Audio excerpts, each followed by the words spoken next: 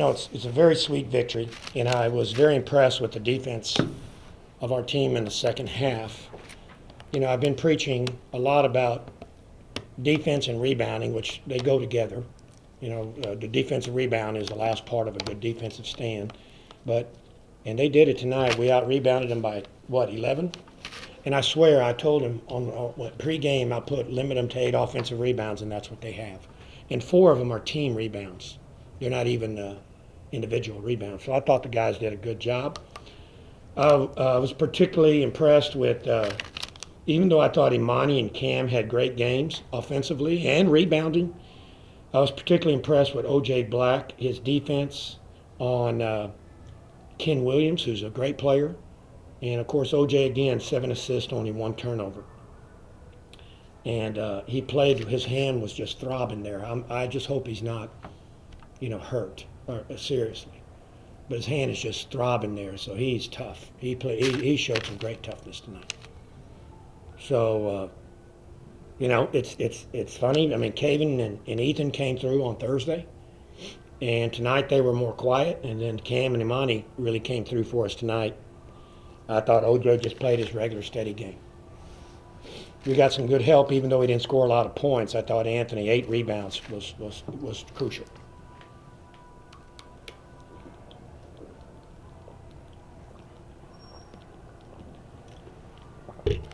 Anyway, I think the rebounding and the defense, that's one of the I think they're in the upper echelon of the scoring. I'm not sure about that, but I think they are. And look at that, 57 points, 21 and 1/2. So, very pleased with the victory. Happy to be. I understand we're the 7th seed. Am I saying that right? Yes. Instead of the 8th, and play Georgia State, and we're looking forward to going to New Orleans.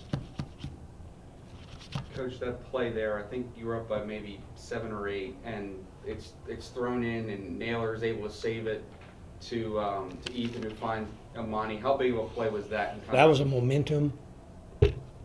I mean, that was a big momentum play for us. Just I think it broke their spirits, and it's almost like it said, just told everybody, hey, this game is ours. But I think it also broke their spirits. So it was a very big play, Joe. Very, very big play. I don't think they thought they could win it after that. Your guys, I mean, did you feel like maybe some nerves in that first half? half? Without a doubt. Shoot, I've been nervous all day. It's amazing. You talk about working out 3 days of summer every week. You talk about all the running and the weightlifting and all the workouts, and it comes down to one game. I mean, that's a very nerve-wracking experience. Of course, I think I earn my money every day, but I know I earned my money today. So. Coach, it was a real big, obviously, real important to the seniors. There was a couple of plays towards the end of the second half where Imani went to the floor after a ball. Mm-hmm. Before that, Cam went to the floor after the ball. Right. You could tell then that those guys really didn't want their season to end today. Yes.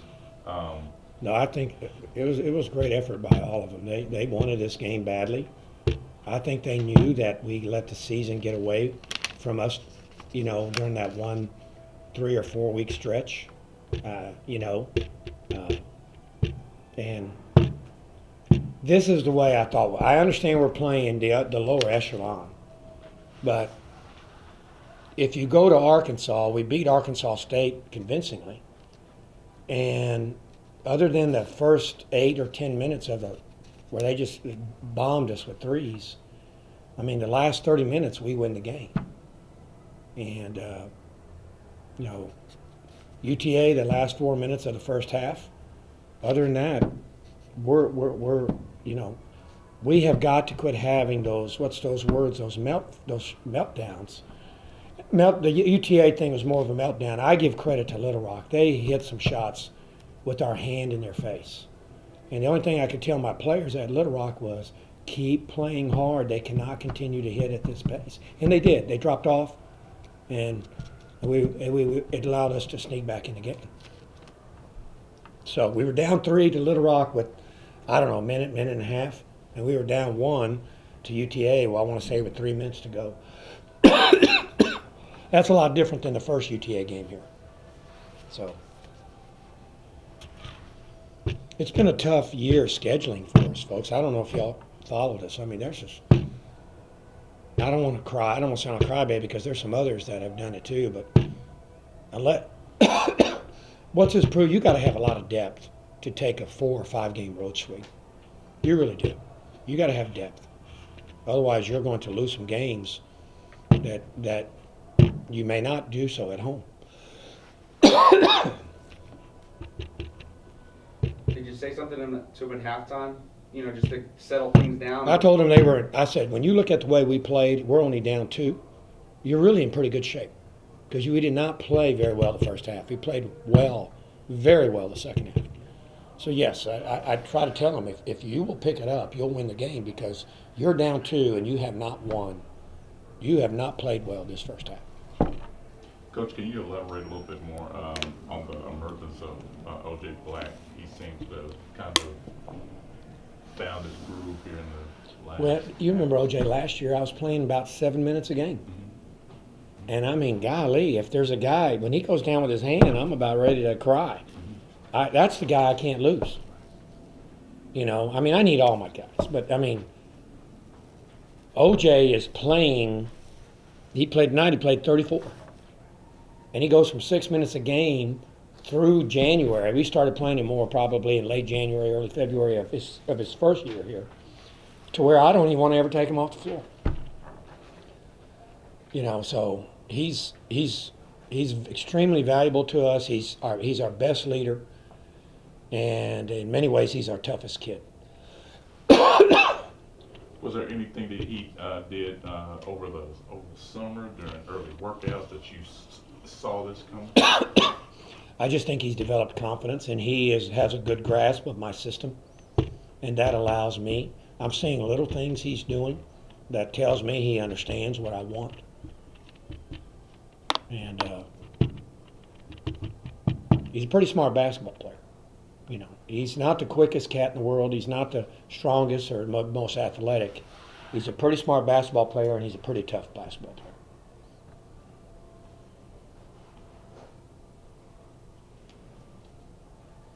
Fellas, South Alabama scoring 57. That's not normal for them. Yeah.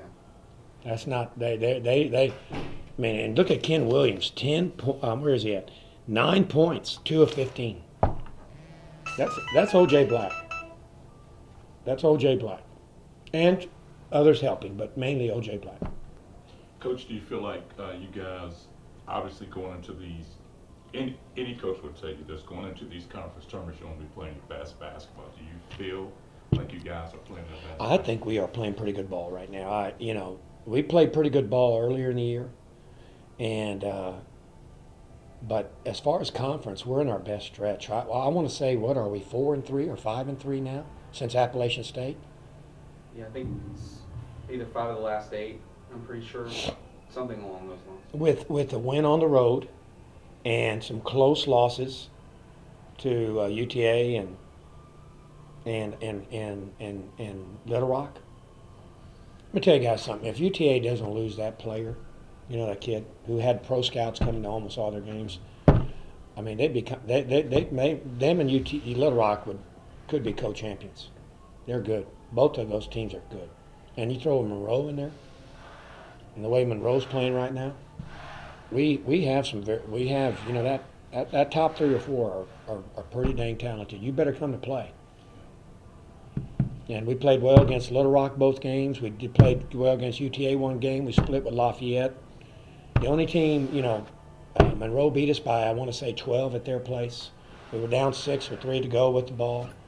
We looked like crap here, but I told my guys, I believe you can beat anybody on a neutral floor or on your home court.